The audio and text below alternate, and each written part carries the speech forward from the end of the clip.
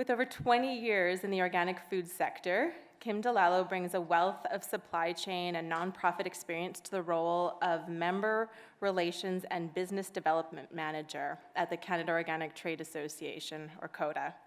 Kim's presentation, The State of the Nation, will bring us the most up-to-date statistics, trends, and regulatory affairs of interest to the organic sector. So please join me in welcoming Kim. I want to say that it's a tremendous inspiration to be here. And yes, 20 years in organic and natural food and so forth, but to spend time with people who are working close to the land, it is genuinely an honor. So thank you for inviting COTA to be here today. And I'm here on behalf of Tia Lofsgaard, our Executive Director, and I'll tell you a little bit about where she is in a minute. So many thanks to the Organic Connections Conference organizers for the invitation to share the organic data and research with you today. And I'd like to acknowledge Organic Alberta, Sask Organics, and the Manitoba Organic Alliance for their support in moving the project forward, which is the research on agriculture in the prairies. Special thanks to Laura Telford, who I don't think is here today, but I just wanted to mention that she is involved in the project. Many of you will know her. And the Prairie Organic Development Fund. And of course, to thank the participating certification bodies who provided the data for the Prairie Report. The early part of this presentation will be kind of a more national look, and then we'll look specifically at the prairies. So everyone who's assembled here today, really, you folks are the true experts. I'm just here to whet your appetite with some data, give you an overview, and because you live and breathe organic every day, and you make choices that both help your farm businesses and your families, and you're helping the planet. So just like Jennifer earlier, I just want to say thanks. 29 years ago, I worked on an organic dairy farm. I guess you could say a dairy farm that was following organic principles in Eastern Ontario, and I absolutely loved it. And my Swiss farmer friend said to me, when you go back to the city, what are you going to say to your friends about what organic farming is? And I said, well, I'm suddenly being tested. I said, well, you don't farm with pesticides, and you don't use fertilizers in the field, and you don't use chlorine in the barn, you know? So I was really struggling, and Walter said to me, no, we're farmers. We do stuff. We compost our manure. We, we use cover crops. We do all kinds of activities in the barn that are beneficial. We use peroxide in the lines, etc. So I've always taken that to be such a motivating part of my career, and that is that through food, we are proactive. Through food, we are active. And so thank you. So I just want to say that sometimes I'm just so intrigued by that graphic that Chris Nichols had up there with the soil and the bacteria and the fungi and the mites and so forth. And we're talking about very microscopic parts of life. And yet there are huge markets across the world that are watching what we're doing. Markets large and small across Canada, as well as international markets. And they do care about what's happening in the Canadian prairie. In fact, COTA's Executive Director, Tia Lofsgaard, who many of you will know as well, is in Brussels, Belgium this week, and she's making a presentation at the GMO-Free Europe event on November 17th to the European Union Parliament. So normally she would be here to do this presentation and join with you and say hi. She's a daughter of Saskatchewan. She said, kiss the big sky for me, and she would love to be here today. Instead, she's sounding the call for urgent action on regulation of new genetic technologies. And so you'll see tomorrow in session 4, presented by Marla Carlson on gene editing, there'll be more discussion about that. We are joined together in a campaign called Defend Organic, and it's vital that we protect the basis for which organic agriculture is grown. So if you'd like to talk about that, we could talk about that later. That's not the essence of the presentation today. So today, the purpose of the presentation really is to get a sense of the scope and possibly some trends in organic. And I really hope you love graphs because there are many. And we'll talk about the Canadian Organic Data first, as I mentioned. So let's see. So, I should say that I just want to sort of frame this up a little bit. So the prairie data is drawn from 2020. There's some data in the Canadian data because we do purchase data, for example, Nielsen data, which is sort of centered around consumer interest, and some of that is from 2021. You'll notice that some of the data is over like quite a long span, maybe 6 years. Some of it's from the prior year to the year. So you just have to take all of that with a grain of salt. And I did try to pick out the details which I thought you might find the most engaging and intriguing, but you're the expert, so I really, really suggest that you download the report if you haven't done already. The report on the prairies is a free report, and we'll talk about where to find that in a minute. And dig in and learn more because it helps with your operations and your business planning. You might be able to find a trend in there that'll help you with your choices. All right, so let's start with Canada. So. Maybe we'll just start with Canada Organic Trade Association. So I'm sure many of you know us. We are CODA for short, and we are involved at the national level. So we are a federal nonprofit who is an advocacy organization. We partner with our other federal organizations and are also our provincial organic associations. We focus on market access through direct funding, helping people get to trade shows, ship your samples around the world, that kind of stuff. We are the data experts, so we do a lot of market research and we compile a lot of data. We work with government data, Statistics Canada, and so on and so forth. We do a fair bit of consumer-facing work to grow awareness and to build public trust in organic. And I just want to say, one of the most, I know it's sort of like a small detail to pick out as a point of inspiration, but Chris Nichols saying that the staff member at the airport who said to her, "Are we not running out of soil?" That to me is like, oh my God, it is out there. The word is out there. Thank goodness. People are motivated. So we do a fair bit of consumer work. So that's the reason why we do it. We're an advocacy organization who lobbies at the federal level, and Tia Lofsgaard is a registered lobbyist to promote and protect organic in Canada and Canadian organic internationally. So, did you know that Canada is the 5th largest organic market in the world? This is up from the reported figure of the 6th largest in 2020, and those statistics are usually reported from FIBL, which is the Research Institute of Organic Agriculture based in Europe, which is one of the world's leading institutes in the field of organic agriculture.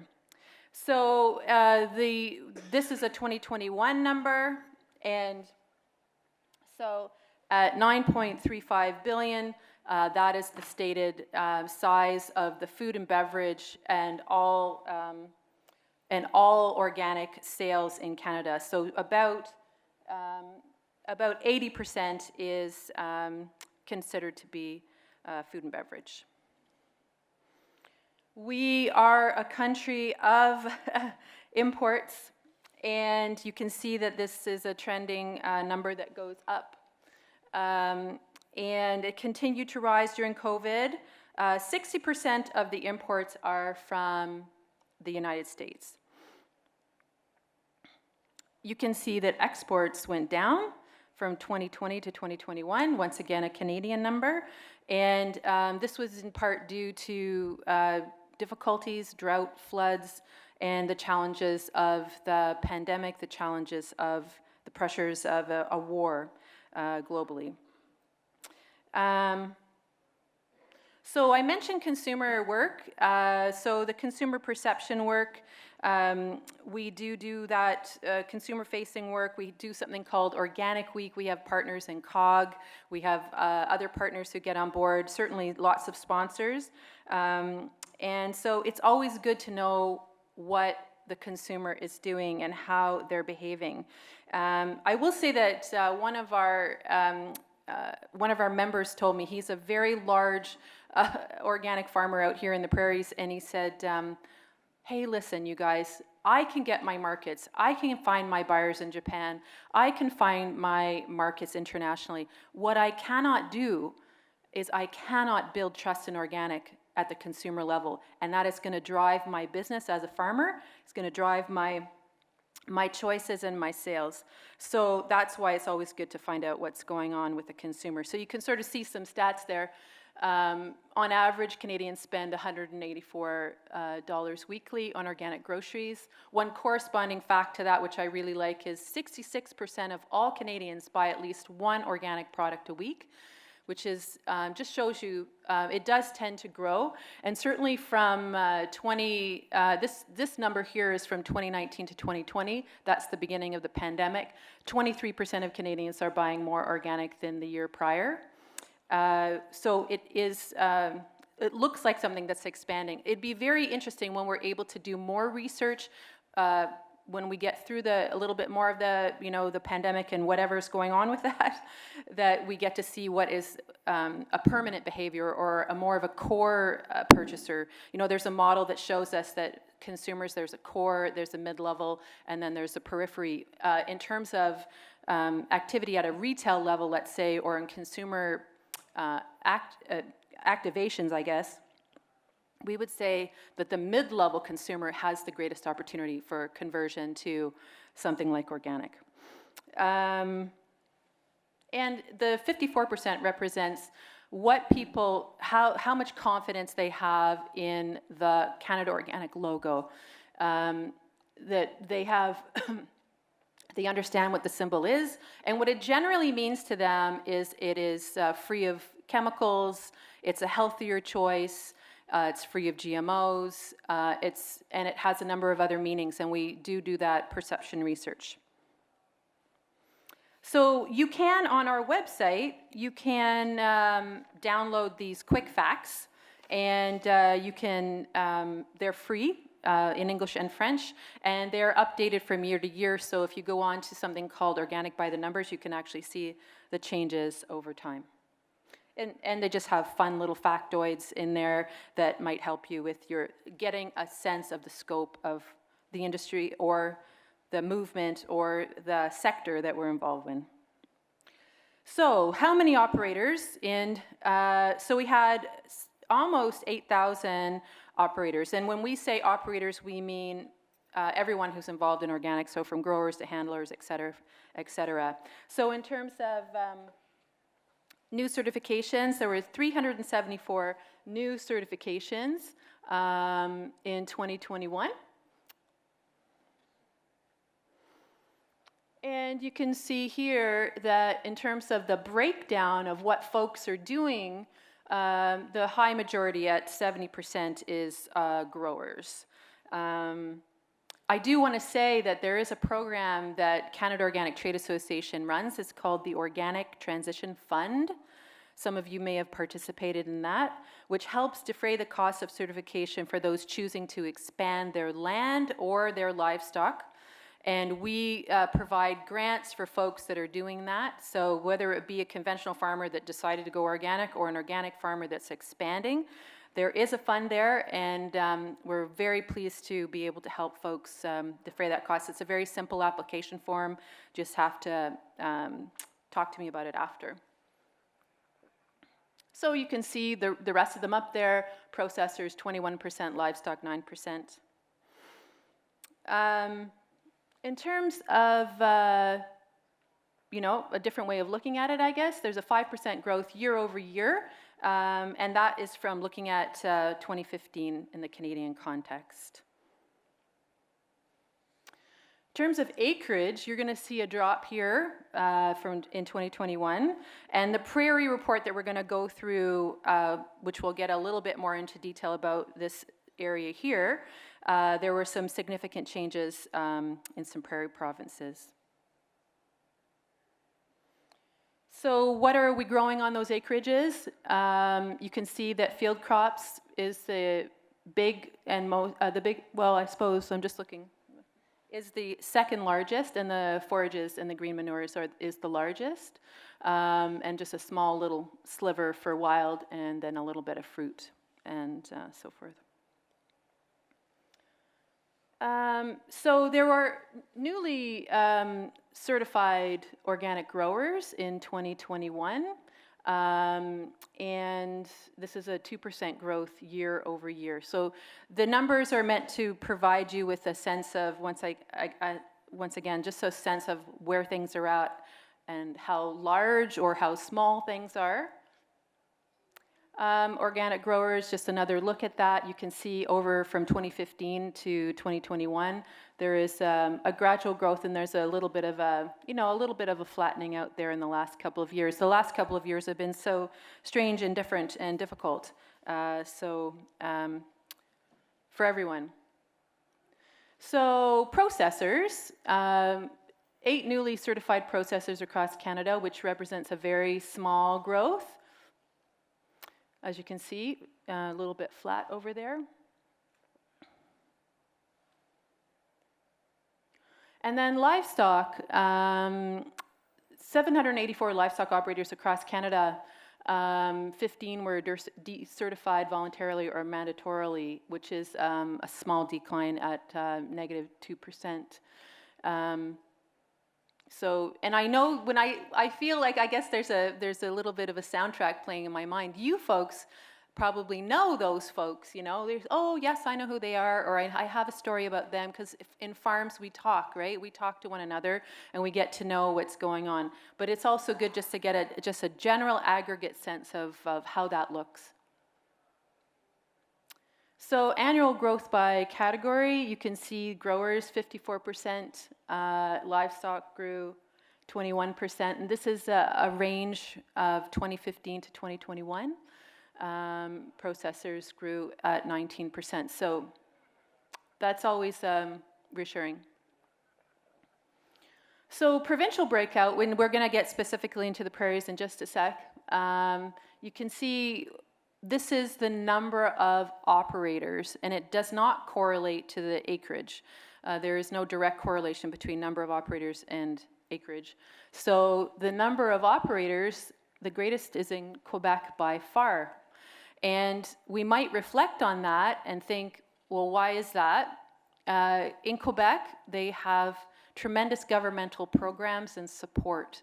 And we would surmise that that is a huge driving factor as to why there are so many operators in Quebec. So you can see this is from 2015 to 2021. You can see the Quebec number, which is the largest kind of light blue bar, has really grown. That's the growers.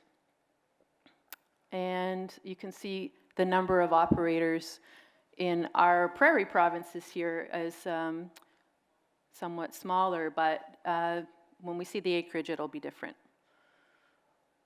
So cereals breakdown, who's growing what where. We can talk about that in terms of the prairies, but this is the national figure. So you can see wheat by far is the number one. Cereal that's being grown, oats being second. And I'm sure these aren't surprising numbers. They haven't awfully changed over time. There is more being grown elsewhere in Canada in some of these items. Pulses, peas by far, number one, and lentils second.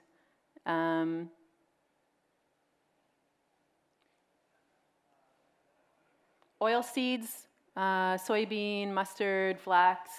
You can see soybean is the number one. And then there's something called other field crops, and you can see corn, hemp, buckwheat, and then mixed field crops. And so corn is there, of course, number one. And hemp is an interesting one. I'm always interested to know. I made a presentation for the Global Organic Textile Standard, and I was listening to some of their inspectors talk about GOTS and what's going on, and the person who is from GOTS was speaking very hopefully about hemp as a textile and all of the technology that's going into making that a potentially viable crop that way. Okay, so this is the report. If you haven't already downloaded it, it's there to be downloaded. Organic Agriculture in the Prairies, a report by the Canada Organic Trade Association commissioned by the Prairie Organic Development Fund. So this is all about why we're here today. So I just want to talk about the publication a little bit, and that is that it is in the 7th year. We have data is from 2020, as I mentioned, and Laura Telford helped prepare the writing of the document, and my executive director, Tia Lofsgaard, was the editor of the document. And it gives a snapshot of the health of the organic sector in the Canadian prairie. I will say that not all, but most of the certification bodies do participate. They provide the data, and for those who do not participate, we do make some estimations, and so the results are considered to be a best estimate, and you'll see occasionally, if you are really digging into the report in a very fine way, that will say, well, we overestimated in this year, so this is why that number looks a little differently than we expected. So it does help us understand what's going on, even if they are best estimates. So the majority of certification bodies are participating. The key findings. Just want to make sure I didn't. Yeah, so the methodology. That's it. Okay, so I just get in my place again. So we have certified organic operations declined in 2020, below 2019, and these are primarily losses in the organic handling sector. Might not be, once again, a surprise to folks who are here and you know what the business is that's going on, and we can talk a little bit more about why that might be. The number of crop producers remained unchanged from 2019, and the largest loss of operators and acreage occurred in Manitoba. And despite no real increase in producer numbers, organic acreage expanded, which is very interesting. And the share of the prairie national organic acreage declined from 50% to 45%. There's a lot of activity in Ontario and Quebec, which might account for that. Cereals and oilseeds demonstrated the greatest gains in acreage, and most notably, wild rice reported the biggest loss of acreage with a 27% year-over-year reduction. So those are some of the key findings of the report. So livestock production was relatively flat with 7 fewer mixed organic operations in 2020, and the number of prairie organic handlers dropped. The report actually uses the word precipitously from 292 to 265, which is a 10% drop from 2019. So let's look at this figure here.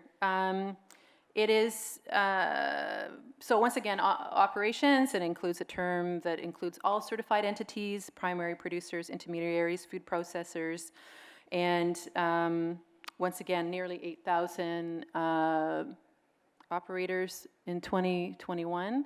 You can see the green is Saskatchewan, Alberta, and Manitoba. That shows you where you are in terms of number of operations. As mentioned, in the report, you'll notice that on each of the data lines, it actually includes the actual number. It might be hard to read here from the back of the room forward, but when you download your report, you'll be able to see what that actual figure is. It's kind of an obvious statement in a way, but different types of agriculture require different amounts of land, and Saskatchewan had the largest land share, 28% of the total. And from 2016, this is what this shows here, from 2016 to 2020, organic acreage in Canada more than doubled. So that's a Canadian figure there, which is really great because, you know, in talking with some people in the industry, let's say like the consumer packaged goods side, there's a view that perhaps the land hasn't changed a lot in organic over the years. And so I was so very pleased to see that. Very, very fine graphs now. So you're going to see that each color, Alberta, Saskatchewan, Manitoba, and then the total. So you can see that producer numbers more or less peaked in 2018. And so the transition to organic farming in the Canadian prairie has slowed since 2018 and kind of has been static ever since. You can sort of see that the line graph is a little bit easier than the bar graph, I think, to sort of see the plateau. Possibly due, this is insights that you will have had yourselves, talking with your farmer colleagues, both in organic and in conventional. So due to the rising prices of conventional grains and corresponding sluggishness in the organic marketplace since 2018, that's one important reason. And of course, the likely most important influencing factor is the price of global, conventional grain due to the global pandemic, the war, and these are driving conventional grain prices ever higher. This is livestock operations. So sluggish growth in livestock likely represents consumers' switch to lower priced proteins, including plant proteins. In livestock, the lack of federally inspected slaughter plants continues to be a barrier to growth, particularly in Saskatchewan. Alberta had the greatest number of livestock types. And in Alberta, counts for bovine species increased by over 5,500 head, despite the fact that the number of livestock operations declined in that period of time. So it's very interesting just to get the scope. In the prairies, the number of organic beehives more than doubled to 21,000 from 10,000 in 2019. So that's really interesting. I always think it's interesting. I know you guys might think of it, but thinking of bees as livestock is just kind of a cool thing to think about. Okay, so let's get into this handler thing. And you can see that line graph is very interesting. It's very jaggedy, and then it goes down at the end. Canadian Food Inspection Agency, CFIA, categorizes handlers. So in the recent years, certain types of handlers, such as seed and vegetable cleaners and abattoirs, have received attestations of compliance rather than organic certification. So in this data, those attestations of compliance are not included as a count for organic operators. So it's in some ways it's a classification, and it's in terms of what they do. Some marketers and exporters also now receive attestations of compliance, and this has caused an overall decline in the number of certified handlers. The prairie region is predominantly grain seed handlers, and a category in which most companies have switched to certification, from certification to attestation. And likely these jurisdictions have also lost seed cleaning capacity, as some of the larger farms that own their own seed cleaning plants have exited organic production. So that's the story behind the handlers. So this is operations. So just in terms of what's happening comparatively speaking, Alberta saw a slight increase in organic operators. Manitoba reported a loss at negative 11%. Saskatchewan reported a loss of less than that, so negative 3%. And the losses are perceived to be mainly due to the loss of the handlers and their status as organic certification. I hope you love data, because this is what we're doing, folks. So organic acreage by province. Prairie organic acreage expanded by 9.4% in 2020 over 2019, which is very nice. And that is a 32% increase since 2009.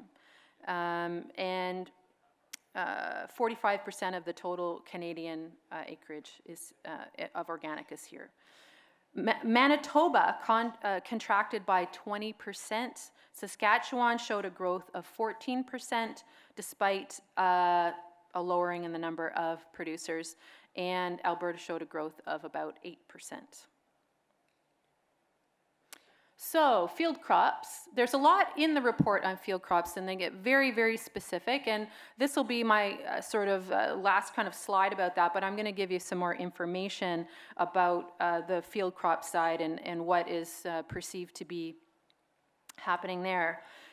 Field crops made up the largest share of prairie acreage at 57% of total certified acreage, and that is a 2.5% increase over 2019. The prairies is home to 80% of the total Canadian organic field crops. The categories include cereals, pulses, oilseeds, and other field crops, and cereals make up 71%. In the 6 years ending 2020, the largest expansion occurred in other field crops. We saw a slide earlier on that. But it slowed in 2020. So hemp, buckwheat, corn, intercrops, field crops for seed production.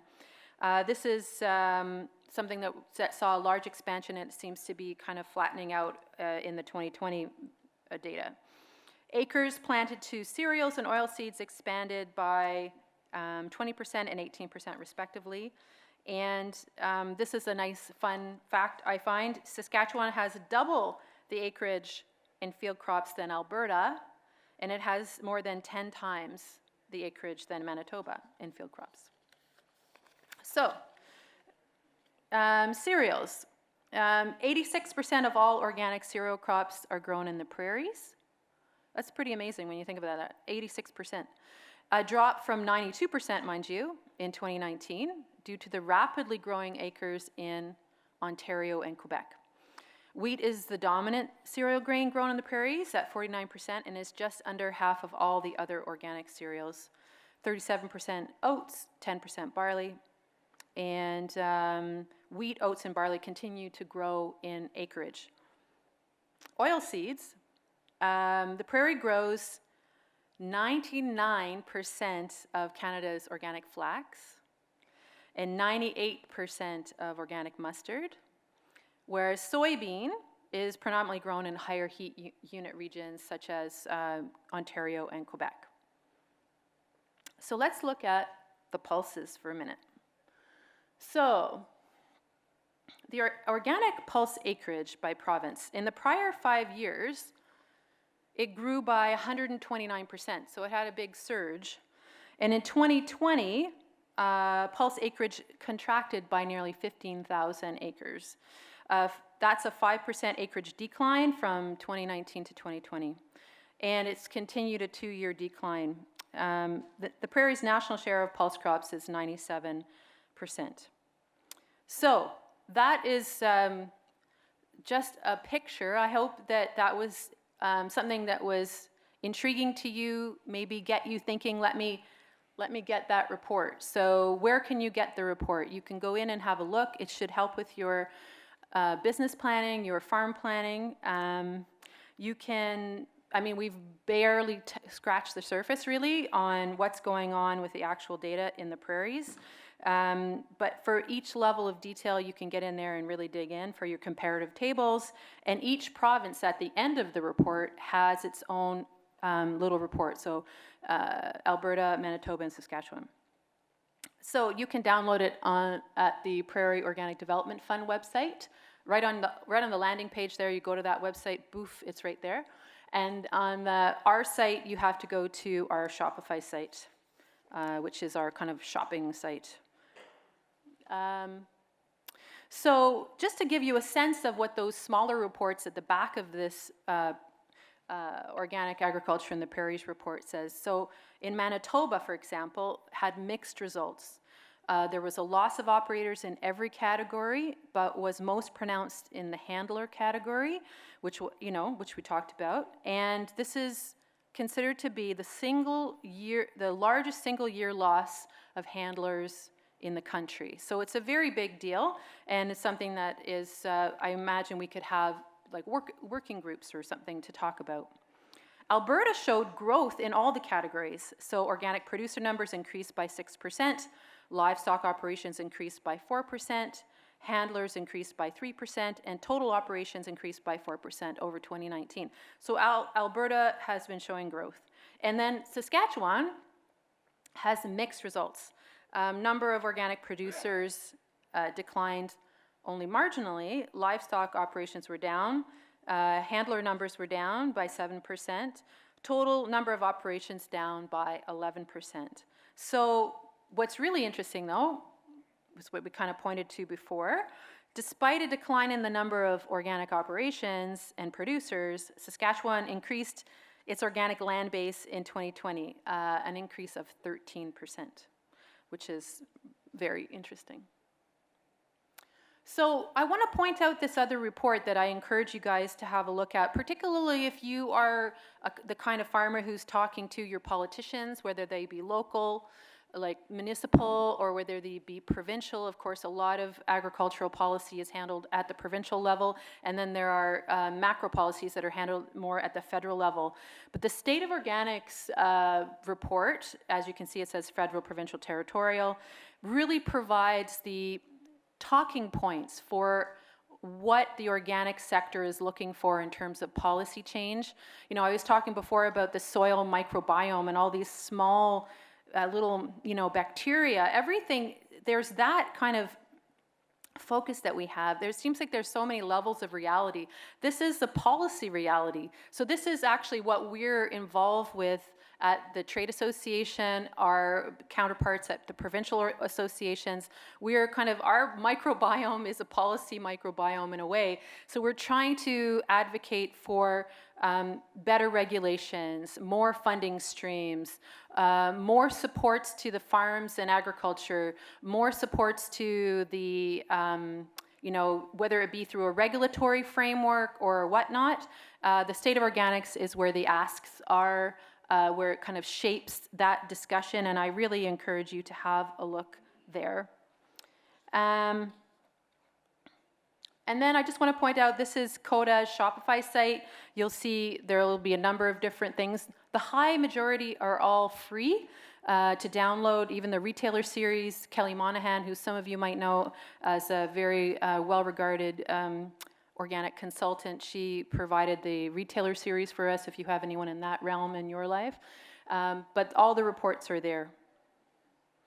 And then I just want to point out that next week, this is the Organic Connections Conference, which is very exciting. Next week, we have our national conference in Ottawa. And if you cannot attend, then you certainly can join us online. If you have any more time in your schedule to spend in a conference kind of setting, you can jump online, and because there is a hybrid format there. And what's very interesting is that it's a 2-day event, 1 day for this type of conference discussion and 1 day of lobbying. So on the Monday evening, unfortunately you can't join that in a hybrid way, but there will be a parliamentary reception. We have MPs there, senators are coming, their staff are coming, and so forth. And the kind of topics that you will encounter on the Monday are things like talking about glyphosate and what's happening with the maximum residue levels and what is going on with that effort to make sure that those levels don't go up. We're going to be hearing from the Canada Organic Regime lead auditor, Valeria Stakova. We'll be hearing from the USDA's, the Organic Trade Association, Joanna Miranda, who will be talking about USDA's organic enforcement bill. And so those are very important discussions and are places that we really need to engage. Chris Dickey is the organic specialist for Agriculture and Agri-Food Canada and will be involved in 2 forums with us. And we'll have then a wrap up with our regulatory and government affairs manager who will be part of that. So I just wanted to say, contact your provincial associations, be in touch with them. I somehow believe that you already are, but Organic Alberta, Manitoba Organic Alliance, and Sask Organics, they do a really good job. you know, fundamentally, we're all in it together. We all have this big vision. What I didn't mention at the top of the event was with that $9 billion in sales, yes, we are the 5th largest organic market in the world. But in terms of food and beverage, we are still only 3.3% of the market share. And there is a huge opportunity and a huge challenge. And you guys are really the reason why we do the work that we do to try to make agriculture, you know, be more supported in the organic world, you know, convince consumers it is genuinely a great choice to make. And so yeah, so thank you for doing all that you do. And if there are any questions, you can always ask me now or after. And I think that we, if there are any questions, great. If not, then I know that we're going to soon be wrapping up.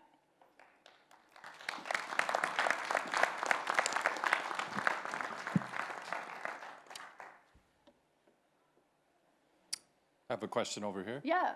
I read in the press, in the media this fall that from the year 2020 to 21, there was over 1 million acres of organic cropland lost in Canada.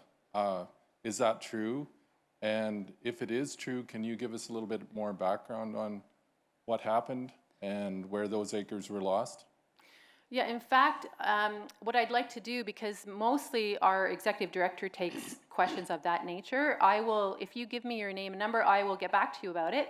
I don't have an answer for that. Some of the reasons are, as we mentioned, in terms of acreage, just competing conventional prices have taken people over into that realm. But in terms of 1 million acres, I'd have to really look at the data to make sure I give you a proper and correct response. Yeah, well, and so it's likely that that number is relatively correct, in your opinion, or, I mean, it seemed like a Seems like credible a big number, source. doesn't it? It's a huge number, it's a massive number, which has, for us farmers on the ground, is certainly, I think, we've seen the results of farmers moving out of organic production and the high prices that have attracted them, the economic reasons why they've moved over. But I think it's important for the industry to recognize those major shifts that happen, and that the impact in the marketplace is substantial, and that the trade recognizes that we've got some issues here with the available supply of organic and Sure. producers who are willing to take this on. So I just think that it's unfortunate that the data is, all that data was very important and very informative, but we missed the key part of the data, which is what happened in the last 2 years. And I think we know that we know that on the ground that was a pretty serious loss of farmers and acres across Sure. probably mostly Western Canada, I'm thinking. Right yes, here. and so when just being acquainted with the data so intimately, the author of the report and the editor of the report will be able to give you a much more substantial response. I think that the point is there in the report, and once we get into the actual numbers and the acreage, I wish I had a better answer for you. Yeah, well, no problem. And I know you don't always come with all the numbers. That's a huge yeah, amount. There's a lot of numbers. But no, appreciate it. Thanks very much. I'll begin by saying my comments are meant to be slightly lighthearted, so don't take this too seriously, but there's a small contingent of us from Manitoba, and I felt that our native daughter, Laura, was beating us up by keeping on giving us stats from Manitoba that we were like 2% of the nation and so on, so I did a little bit of figuring, they say figures don't lie, but liars figure. And so just to let our Saskatchewan brothers and sisters know that in Manitoba, we farm approximately 2.0% of our acres are organic. And whatever that, maybe my math is all wrong, but I was looking for that figure, percentage. Is it 2.16%? of Saskatchewan that is organic? Oh, I can go back to that slide. Yeah, the percentages, because I think Manitoba is getting a bad rap here because we simply have less farmland than you guys in Saskatchewan. So, and the other Yeah, thing. so Go ahead. Janine said you have really big lakes. Yeah, we'd have to give you our lakes because we got too much precipitation, much for a province. And the other, this is also slightly lighthearted. This is not acreage, this is operators, by the way. So. Yeah. So do we have a percentage of land so that I can be corrected? Because I went to Google and Googled this stuff. And so just to say that, I don't think, it sounds completely defensive, but just to say that I think we're more organic than Laura's figures pointed out to. Yeah, Plus, I think actually what her numbers were showing and her interpretation is like a trend, or a decline. So I guess to find out what the starting point is, and then to see the decline. Similarly, one of the figures was that over the last 5 years it grew 129%, but then there's a decline now. It's very similar to when we look at, to take a totally separate example, but online sales. Through the core part of the pandemic, online sales went through the roof, and then they are tailing off as far as I understand. But that's only because they grew like crazy. And they went way beyond their normal, and now they're kind of tailing off. So I think it's always good to take the numbers with a grain of salt, always to see kind of a trend. And then, what I find interesting and challenging is that some of the time horizons are from like 2016 to 2020, some of them are from year to year, and then you have to sort of just compare. There's many facets to it. To be able to try to get that. But that's why I'm encouraging everyone to get the report, download it, have a read, and then you guys can underline what you need, and then, reach out. And if you see any errors or if you see any things you want to challenge, then you just can challenge that back. I think that's really the point of research, in my view, is to create a dialogue and to create discourse and to create some kind of engagement. And also, I think sometimes we do say some stats and not other stats. So sometimes we should include other ways of looking at things as well, other kinds of data which will provide a different perspective. Yeah, no, I absolutely want to support the report and the concern of the decline. Yes, thank you. All right. Yeah, numbers are something. Wow. As my husband, who's quite a statistics guy, he says, 47% of all statistics are made up. So it's one of my favorite lines. But seriously, these are to help with the model in our mind and to help make some choices in terms of our farm and business planning. So that's it. I don't see any more questions. So thank you very much, and all the best.